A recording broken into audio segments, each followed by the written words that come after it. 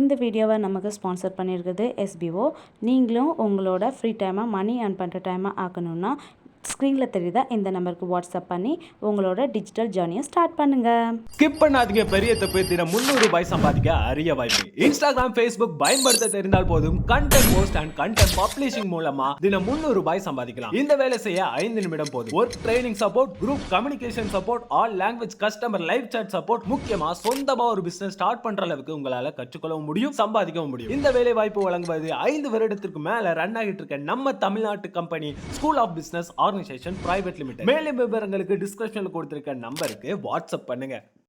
இரண்யகசிபுவின் கடும் தவத்தினை கண்ட தேவர்கள் மிகவும் அஞ்சினர். என்ன வரம் வாங்கப் போகிறாரோ, என்ன நடக்கப் போகிறதோ என்று. தனது கடுமையான தவம் பிரம்மனை திக்குமுக்காட செய்தது. தவத்தின் பயனாய் பிரம்மனும் வரமளிக்க முன்வந்தார். சாகா வரம் வேண்டும் என்பதே தனது கோரிக்கை என்று கூறினார்.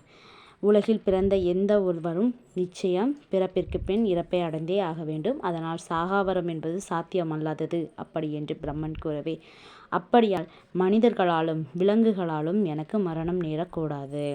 இரவிலும் நேரக்கூடாது, பகலிலும் நேரக்கூடாது.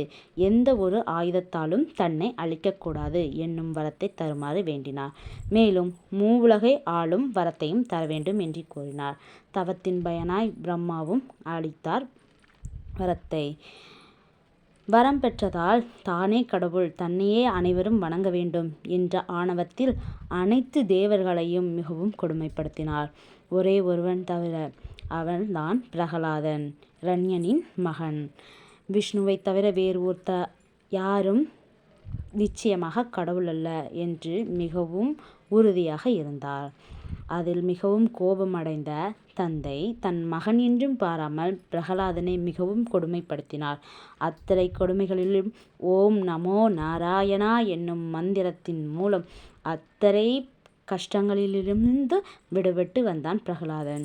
மிகவும் கோபமடைந்த இரண்யன் நேரடியாகவே தன்னையே கடவுளாக கூறும்படி கூறினான்.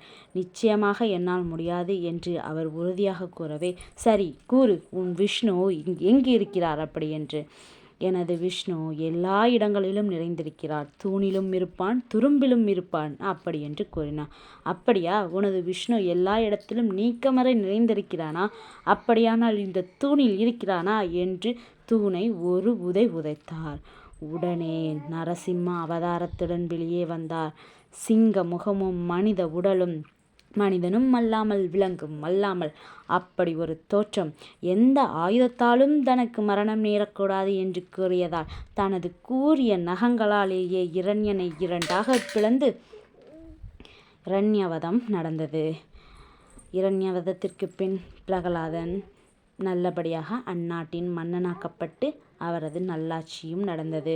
விஷ்ணுவின் பெருமைகளில் மிகவும் பெருமையான ஒரு அவதாரம்தான் இந்த நரசிம்ம அவதாரம். நரசிம்ம அவதாரம் நொடிப்பொழுதில் நிகழ்ந்த அவதாரம். தனது பக்தனுக்காக நொடிப்பொழுதில் எதிலும் உருவாக்குவார் தெய்வம். இதைத்தான் இன்றைக்கி நான் உங்ககிட்ட சொல்லணும்னு தோணுச்சு. இந்த கதை எனக்கு ரொம்ப பிடிச்சிருந்துச்சு. ஸோ உங்களுக்கும் பிடிக்கும்னு நினைக்கிறேன். தேங்க்யூ. இவ்வளோ நேரம் நம்மளோட இந்த கதையை பார்த்ததுக்கு. வேறொரு நல்ல பதிவில் நான் உங்களை சந்திக்கிறேன். மறக்காமல் நம்ம சேனலை சப்ஸ்கிரைப் பண்ணி நமக்கு சப்போர்ட் பண்ணுங்கள். பிறகு ஒரு லைக் பட்டனையும் தட்டி விட்டுருங்க.